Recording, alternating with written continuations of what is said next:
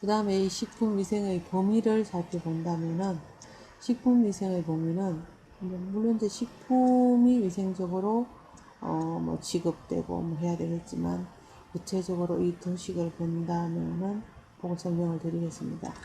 농산물, 수산물, 축산물에 대한 것들이 생산되어지고 또 수확하고 저장하고 제조 가공을 하고 외국으로부터 수입을 한다든가 유통을 한다든가 판매를 한다든가 조리를 한다든가 섭취를 하다든가 할 적에 소비자의 안전하게 도착되어질 수 있게끔 이러한 것들이 전부 관리가 되어져야 된다는 것을 의미를 하는데, 물론 생산되어짐에서가 농산물과 같은 경우에도 토양이 오염이 되었다든가 물이 오염이 되었다든가 이런 것들은 결국은 그러한 농산물들이 성장을 하면서 토양이 오염되었으면 오염된 어떤 물질들이 뭐 이행이 된다든가 여기에 축적이 된다든가 나중에 농산물에 대한 잔류농약 검사라든가 아니면 중금속 검사라든가 이런 데서 적합한 판정을 받지가 못하게 되겠죠. 그래서 이 생산을 하는 단계에서도 식품 위생적으로 안전한 범위 내에 들어가야 될 것이고, 수확을 해서 저장을 함에 있어서도 마찬가지로 저장을 할 적에 뭐 MAP 저장이라든가 CA 저장이라든가 이러한 것들은 식품을 이 농수축산물에 대한 이러한 것들을 안전하게 보관해서 소비자에게 직접적으로 원물 상태로 뭐 판매가 된다든가 할 수도 있겠지만, 이런 저장되어진 걸 가지고 제조 가공을 한다든가 할 적에도 마찬가지로 안전하게 저장되어지지 않으면은 이 제조 가공에 있어서도 어떤 그 위험성이 도사리기 때문에 이런 각각의 단계에서도 모두가 다 식품 위생의 범위에서 안전하게 관리가 되고 유통이 되어져야 된다는 것을 설명을 드리고 싶습니다. 수입 같은 경우에도 마찬가지겠죠. 그죠? 수입인 경우에도 우리가 만약 수입을 한다면 외국에서 수입을 할 적에는 수입을 수출하는 국가가 아니고 수입하는 업체, 수입하는 국가에서 요구하는 법적인 기준이랄까 모든 그 조건을 맞추어서 수출하는 업체에서 수입하는 나라에다가 조건을 맞춰주게 되어져 있습니다. 유통도 마찬가지죠. 유통과 같은 경우에는 냉장 유통이라든가 냉동 유통이라든가 아니면 상온 유통이라든가 이런 것들을 이러한 농수축산물들을 그 각각의 조건에 맞게끔 유통을 해줘야 됩니다. 냉동 유통이라고 적혀 있는 것들을 냉장 유통을 한다든가 상온 유통을 한다든가 하면은 당연히 식품의 어떤 그 열화가 발생을 하게 되겠고, 올바른 조건으로 유통을 하지 못한다면은 상한다든가 부패한다든가 선도가 떨어진다든가 이런 부분들이 있어서 이러한 것들이 결국은 소비자의 간담에는 어떤 위생상의 해를 가져올 수가 있기 때문에 유통의 어떤 조건도 굉장히 중요한 것이 되겠죠. 판매도 마찬가지입니다. 판매대를 뭐 냉장 판매되냐, 냉동 판매되냐, 아니면은 뭐 일반 그 판매되냐에 따라 가지고 각각 보관하고 판매하는 식품들이 달라지기 때문에 판매의 조건들도 굉장히 중요하다고 볼 수가 있겠고, 조리하는 식품에 대해서는 실제적으로 조리가 완성이 되고 난 다음에 소비자한테까지 가는 시간들이 최소한 단체급식 같은 경우에는 조리 완료 후 2시간 이내에 섭취를 하라고 학교 급식과 같은 데서는 규정을 하고 있습니다. 이런 부분들 섭취할 때도 마찬가지로 이 소비자가 어떤 조건에서 어떤 환경에서 섭취를 하느냐에 따라 가지고 안전하게 섭취할 수 있는 부분들이 있기 때문에 이러한 것들은 전부 다 범위를 정해서 조건에 맞게끔 식품위생을 위생적으로 안전하게끔 잘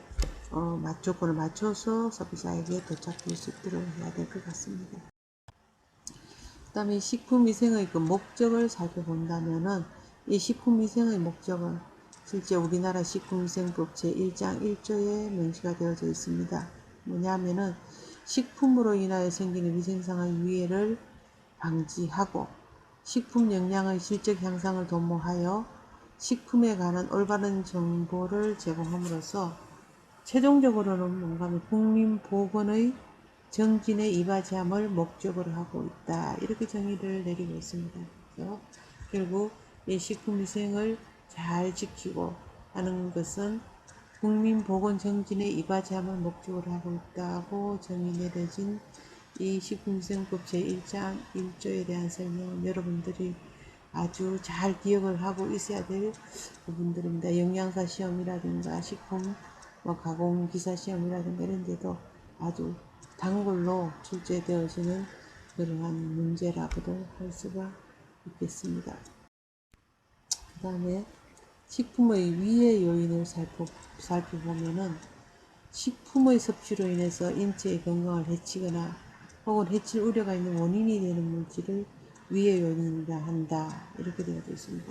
이 위해 요인은 물론 아래에 보면은 내인성, 외인성, 유기성으로 나누어서 도표에도 잘 나와 있습니다만 또 이 위해 요인을 물리적인 위해, 화학적인 위해, 생물학적인 위해 이렇게 해가지고 물리적으로는 돌이라든가 쇠가루라든가 철가루라든가 철수세미 이런 여러 가지들이 많이 있겠죠. 물리적으로 어떤 우리의 건강상 위해를 가지고 있는 그런 요인들을 또 물리적인 요인이라고도 해서 식품안전관리 인증 기준에서는 그거를 크게 중요성과 빈도수가 높다든가 위험하다든가 여기에 따라서 점수제로 평가를 해서 분류를 해서 거기에 맞춰가지고 아주 위험도가 높고 자주 발생하는 거에 대해서는 9점을 줘서 아주 크리티컬하게 중점적으로 관리해야 되는 그런 부분들이 많이 이제 우리가 중요성을 강조하게 됩니다. 강조하고 있거든요. 그 다음에 또 화학적인 위해 요인이라 한다면은 어떤 것이 있을까요? 잔류농약이라든가 방사성 물질이라든가 공장 폐수라든가 이런 것들이 이제 화학적 물질 같은 것들이 되어질 수가 있겠죠. 이제 그러한 것들은 시험 성적서를 통해 가지고 만약에 그게 적합하지 않고 어떤 잔류농약 같은 것들이 많이 남아 있다면은 그러한 것들은 우리가 섭취를 하지 않도록 제조가공 공장에서는 아예 그 물건에 대해서는 납품 거부를 한다든가 받지 않아야 돼 그런 것들이 있을 수 있겠고 그 다음에 생물학적인 요인으로는 주로 미생물상으로서 발생되어지는 곰팡이라든가 세균이라든가 바이러스라든가 이런 것들에 대한 위해 요인과 같은 것들을 충분히 검토해서 이제 우리가 식품 위해 요인으로 분류를 하게 됩니다. 하게 되는데 이제 이런 위해 요인에서 여기 보면은 위해 요인은 식품의 생산과 최종 소비에 이르기까지 다양한 과정에서 생겨날 수도 있고, 그죠? 또 생겨나서 존재하고, 또는 생성의 원인에 존재를 한다. 이렇게 되어져 있어요. 그리고 또 이러한 어떤 원인 물질들, 위의 요인의 원인 물질들이 어떠하게 생성됐느냐에 따라서 다음 페이지에 나오는 표 1-1에서 나오는 것처럼 내인성이다. 내부적으로 만들어진다. 외인성이다. 유기성이다. 이렇게 나누고 있거든요. 그렇게 있는데 거기에 대한 자세한 것은 다음 페이지를 보고 또 설명을 드리도록 하겠습니다. 보면은 표 1-1에 이제 건강장애의 원인 물질을 해가지고 바로 그 식품의 위해 요인에 대한 것을 제가 이제 이렇게 도표로 그려놨는데 한번 본다면은 이 분류에서 가지고 내인성이다 또 이제 외인성이다 혹은 유기성이다 이렇게 크게 분류를 해 본다면은 내인성인 같은 경우에는 유해 유독 성분으로가 자연적으로 발생되는 식품의 자연적으로 발생되는 내부에 내재하고 있는 인자라 해서 내인성이라고 분류를 했고 이 자연독에 대해서는 동물적인 자연독으로서 보고독이 있겠죠. 보고독 같은 경우에는 테트로도톡신이라든가 이런 보고독은 사실 아주 치명적이고 맹독성이기 때문에 이 보고도가 뭐 뱀독의 뭐 1000배 정도의 그 독성을 가지고 있다고 뭐 알려져 있습니다. 그 다음에 어패류와 같은 거, 그죠? 머시조개라든가 뭐 이런 것들 어패류에서 올 수가 있겠고. 그 다음 식물성인 그 자연독인 경우에는 알칼로이드라든가 뭐 청산배당제, 발암물질 이렇게 되어 있는데, 청산배당제 같은 경우 예를 든다면은 청매실 같은 거, 매실이 제대로 미성숙한 청매실이라든가 이런 거는 시한배당제가 들어있고, 은행과 같은 마찬가지로 성산배당제가 들어있습니다. 그 다음에 뭐 발암물질로서는 뭐 기타 우리가 그 감자독의 그 솔라닌과 같은 경우에는 그냥 알칼로이드 계통이지만 거기에서 리신이라는 썩을 때에 어떤 그 감자가 싹이 난 게 아니고 썩을 때에 나오는 그런 리신과 같은 물질들은 발암물질로서 또 칭하기도 합니다. 그래서 이런 식물성 자연도, 그 다음에 버섯의 뭐 무스카린이라든가 뭐 이런 그저 뭐 알강대 버섯이라든가 미치광이 버섯이라든가 이런 버섯에 들어있는 독성분과 같은 것들도 실제 자연독 성분이면서 이거는 그 식품 자체가 갖고 있는 내인성 인자로 분류가 되어질 수가 있겠죠. 그 다음에 어떤 고유의 독이라든가 아니면 유해 독이라든가 이렇게 생리작용 성분으로 작용하는 것들이 있는데, 이 생리작용 성분으로 항비타민성 물질, 뭐 항비타민성, 항효소성 물질, 뭐 항갑상성 물질이라 전부 다 비타민에 저항하는 물질, 효소에 저항하는 물질, 갑상선에 저항하는 그런 물질들을 이렇게 예를 들어 놨고, 식이성 알레르기를 일으키는 원인 물질인 항원들은 를 식이성 알레르겐이라고 얘기를 하는데, 이거는 히스티딘에서 탈탄산 작용이 일어나면은 히스타민이 되어지는데, 이 히스타민과 같은 것들은 주로 등푸른 생선이라든가 이런 것들에서 볼 수가 있죠, 그죠? 그래서 이런 히스타민이 하면 알레르기를 이렇게 되는데, 이 알레르기가 나면은 항히스타민제와 같은 것들을 섭취함으로 해가지고 이제 치료를 하게 되는데, 이런 알레르기 물질, 그 다음에 달걀, 흰자에 대한 알레르기 물질, 남백에 대한 알레르기 이렇게 하기 때문에 이런 알레르기 물질과 같은 것들을 실제적으로 이 알레르기를 일으키는 사람들이 많지는 않지만 이렇게 존재를 합니다. 그러면은 실제 우리가 그 가공식품 같은 경우에는 알레르기 유발 물질이 포함되어 있는 제품을 생산한 라인에서 이 본 제품은 생산했습니다. 이렇게 해가지고 알레르기를 일으킨다는 사실 자체를 고지를 하게 돼 있어요. 표시상에다가 고지를 하게 되어 있습니다. 그걸 고지하지 않으면은 식품위생법에서 위반이 되어서 과태료를 물게 되는 경우가 있기 때문에, 뭐 달걀 흰자라든가 또 뭐 아니면은 밀가루라든가 또 뭐가 있죠, 뭐 메밀이라든가 뭐 이런 것들에 어떤 그 알레르기 유발 물질에 대한 표시 같은 것들도 이렇게 표시를 하게 되어 있는데, 남백도 알레르기를 일으키는 그런 물질이 되고, 이것은 바로 내인성으로 분류가 되어지고, 그 다음 외인성으로는 생물학적으로나 혹은 인위적으로 이렇게 두 가지로 나누어 봅니다. 나누어 보는데, 외인성으로 외부의 원인이 돼서 올 수 있는 이 생물학적인 원인은 미생물에 있어서 뭐 경구 감염증, 어떤 그 장티푸스라든가 파라티푸스라든가 일이라든가 플레다라든가 이러한 것들은 외부로부터 감염되어 올 수 있는 그 식품의 위해 요인이 되어질 수가 있겠죠, 그죠? 그 다음에 이제 식중독의 을 이렇게 표시해놨는데, 감염형,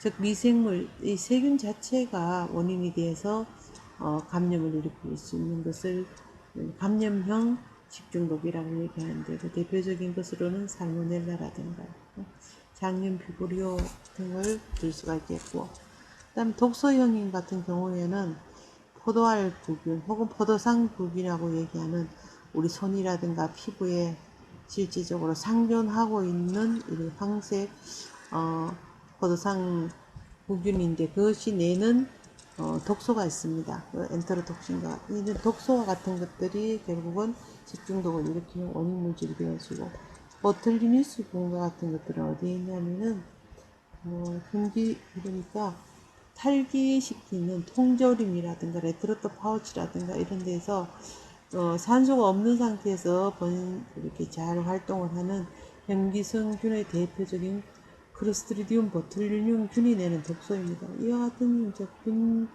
독소와 같은 것들은 실제적으로 뭐 가열이라든가 이런 일반적인 100도씨 이상의 가열에 대해서 절대로 파괴되지 않기 때문에 독소염과 같은 것들은 아주 이제 치명적인 그런 식중독을 유발할 수가 있는 것이 되는데, 일단은 미생물에 의한 식중독으로 우리가 분류를 할 수 있겠고, 곰팡이 독으로는 아플라톡신이라든가 파츄리딘이라든가 오플라톡신 이렇게 되어 있는데, 아플라톡신과 같은 경우에는 실제적으로 아플라톡신이 내는 독소를 우리가, 아플라톡신은 아스퍼질러스 프라보스라는 곰팡이에서 나오는 독소예요. 독소인데 가장 이제 우리가 이 아플라톡신 뭐 비원과 같은 것들은 땅콩이라든가 곡류라든가 이런 데서 오는 아주 대표적인 곰팡이 독으로서 굉장히 많이 우리 주변에서 볼 수가 있어요. 그래서 이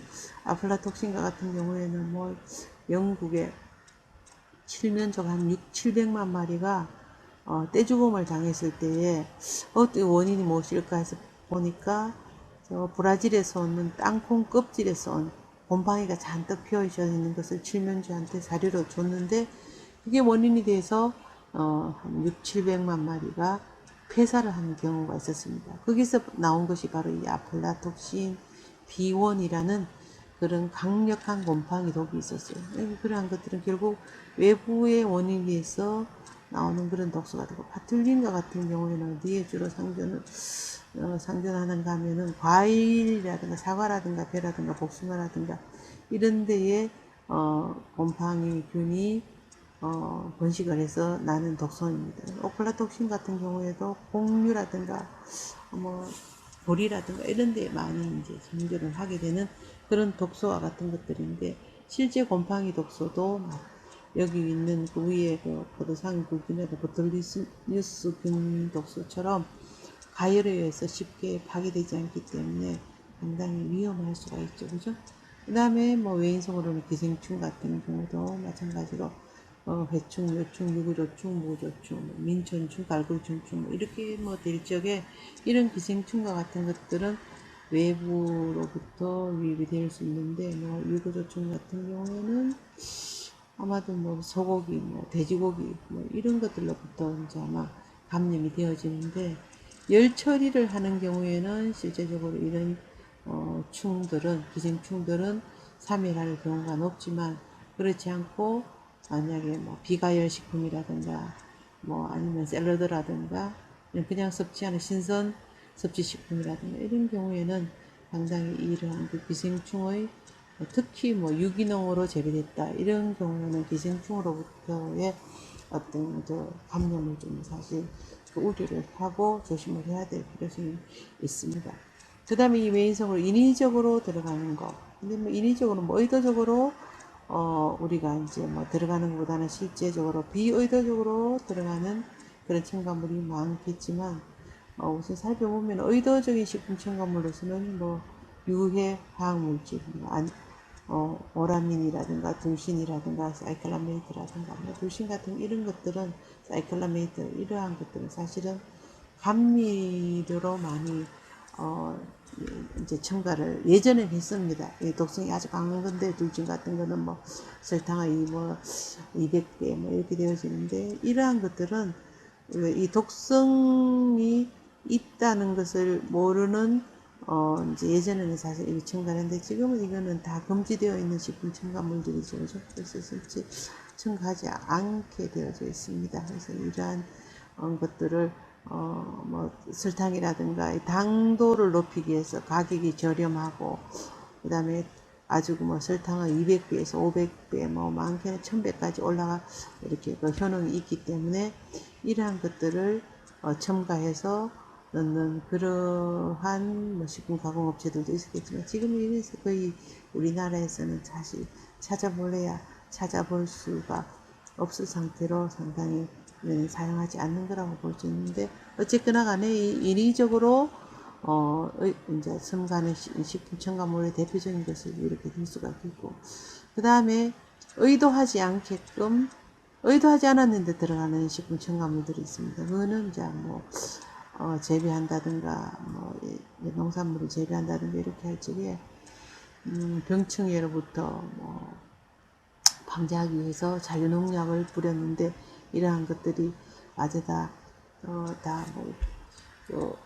없어지지 않고 남아있는 경우에는 유기린 제제라든가 유기염 소재라든가 이런 것들로 해서 잔류농약이 남아있는 경우에라든가 뭐 공장 뭐 폐수로 인해 가지고 공장 뭐 배출물이라든가 뭐 방사선 강화물이라든가 기구라든가 용기라든가 포장재 용출물이라든가 이러한 것들은 실제적으로 어떤 의도하지 않게끔 들어가는 경우가 많이 있습니다. 그래도 이제 이러한 것들을 만약에 의도하지 않았다 하더라도 식품 우리가 가공을 한다든가 아니면은 뭐 구입을 할 적에 실제 이러한 것들은 시험 성적표와 같은 것들을 이제 받아서 확인을 하는 서류상 확인을 할 수밖에 없겠죠. 그죠? 그렇게 하고 또 뭐 가공을 하면서 일어나는 과오가 있습니다. 뭐 비스페놀 아니 비소화합물이라든가 PCB와 같은 것들은 이제 쌀에서 미각류를 추출할 적에 넣는 이제 폴리클로로 비페닐인가 막 이럴 거예요. 그래서 이 PCB와 같은 것들을 가공을 하는 과정에서 가공을 용이하게 하고 가공의 어떤 그 내용물을 잘 추출하기 위해서 넣다 보면은 이러한 것들이 남아 있어서 결국은 외부 어떤 요인으로 해서 건강 장애를 일으키는 그런 원인 물질이 될 수가 있다는 얘기가 되겠습니다. 그 다음에 이제 유기성이라고 본다면은 물리적인 조건에서 생긴 물질, 가열 유지, 벤조피렌 같은 거. 뭐 가열 유지의 경우에 뭐 벤조피렌이 생성되고 또 보면은 뭐 가열 유지에서 벤조피렌 정도로 우리가 보면 되겠네요. 그죠? 벤조피렌. 그 다음 화학적 조건에 생긴 물질은 조리 과정에 생기는 가열 분해물 이런 것들 본다면 조리 과정에서는 우리 탄수화물이 많이 들어있는 식품을 아주 높은 온도에서 가열하는 경우에 실제적으로 무엇이 발생되냐 하면은 아크릴아마이드와 같은 것들이 생성되고 벤조피렌 같은 경우에는 주로 어디 있느냐면은 참기라든가 들기라든가 유지류와 같은 것들을 고온에서 볶아낼 때에 물론 이제 이 착유량을 많이 하기 위해서 아주 고온 단시간에 볶아내게 됩니다. 그러면은 그 같은 경우에 벤조피렌 같은 발암물질이 나와가지고 결국은 우리 어떤 위해 요인이 되어지는 그런 원인물질이 되어지기 때문에 이러한 것들은 상당히 좀 조심을 해야 되고 우리가 항상 유의를 해서 신경을 써야 될 부분들이 되겠습니다. 그래서 1강은 일단 지체 시간은 이걸로서 일단 강의를 마무리하도록 하고 그 다음에 여러분들이 사실 오늘 첫 수업이기 때문에 저도 어떤 면에서는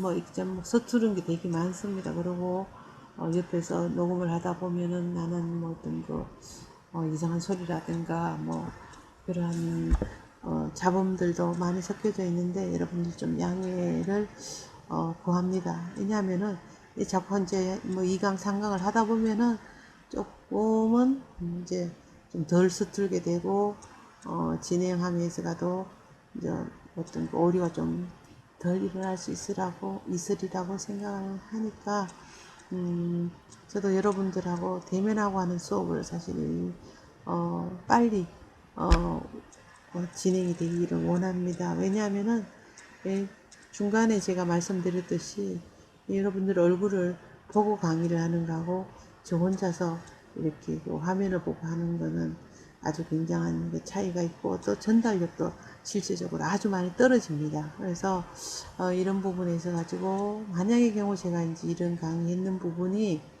좀 미흡했고 여러분들이 이해가 잘 되지 않았다면은 여러분들하고 이제 만나서 수업을 하는 대면 수업을 할 적에 그 보충을 해가 또 설명을 해드리겠고, 여러분들도 뭐 질문사항이 있다든가 하면은 저한테 이제 뭐 쪽지를 남겨주신다든가 뭐 문의사항을 질문해 주신다면은 충분하게 만족할 수 있는 답변을 드리도록 하겠습니다. 그리고 이 1강을 들은 내용에 대해서 제가 이제 또 여러분하고 했던 그 커뮤니케이션이 영 잘 이루어졌는지 그렇지 않은지에 대한 또 평가를 나름대로는 해봐야 될 것 같아서 제가 이제 퀴즈를 5문제를 냈습니다.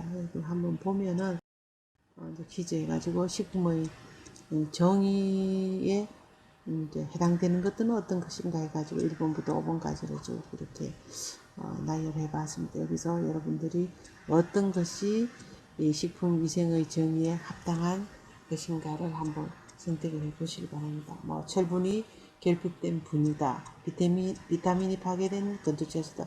사실 이러한 것들은 어떤 그 영양적인 문제가 되는 것이지 위생적인 문제가 되는 것은 아닌 것 같은 생각이 들고요. 나머지 3, 4, 5번에 대해서도 여러분이 충분히 잘 정의를 내릴 수 있으리라고 생각을 합니다. 그래서 2번에 식품위생법 제1장 1조에서 정의하고 있는 식품위생의 목적에 대해서 설명을 하시오. 이렇게 제가 그 문제를 내봤습니다. 사실 제1장 1조의 식품위생의 목적에 대해서는 제가 강의를 하면서 지금 영양사라든가 식품 뭐 기사 시험이라든가 다양하게 이 식품위생의 목적에 대해서는 굉장히 많이 출제가 되어지는 문제고, 또 여러분이 꼭 알아야 될 항목이기 때문에 제가 거듭 강조를 했는 걸로 기억을 합니다. 그래서 여러분들이 한번 설명을 해보시기 바랍니다. 3번 같은 경우에는 다음 도식에 들어가는 식품위생의 범위 중에서 가로 안에 들어갈 적당한 말은 이렇게 했습니다. 그래서 우리가 섭취하는 농수축산물들이 소비자에게 안전하게 하기 위해서는 뭐 생산 단계라든가 수확 단계라든가 저장하는 과정이라든가 또 아니면 어떤 과정 뭐 수입을 한다든가 유통을 한다든가 판매를 한다든가 조리를 한다든가 하는 이 모든 과정들이 소비자에게 섭취될 때까지 안전하게 유통되고 안전한 범위를 벗어나지 말으라는 의미에서 이렇게 제가 도식을 뭐 중간에 수업 중에 설명을 했습니다. 그래서 여러분들도 한번 잘 이렇게 맞춰보시기 바랍니다. 그 다음 문제로 다음 설명에서 맞으면 O, 틀리면 X를 하시오 이렇게 했거든요. 그래서 이것도 마찬가지로 아주 뭐 간단한 것 같지만 실제적으로 또 자세히 여러분들이 한번 살펴본다면은 식품위생법에서 그죠? 식품위생이라는 것은 그 해당되는 것이 어떠한 것들이 해당되냐 했을 때 당연히 뭐 식품 해당이 될 것이고 식품 첨가물, 식품기구라든가 뭐 도구, 용기, 운반 도구 이런 걸 대상으로 하는 음식에 관한 위생을 말한다. 이렇게 제가 이제 그 정의를 내려놨는데 과연 이 설명이 맞는가 틀리는가에 대해서는 여러분들이 답을 해주시기 바랍니다.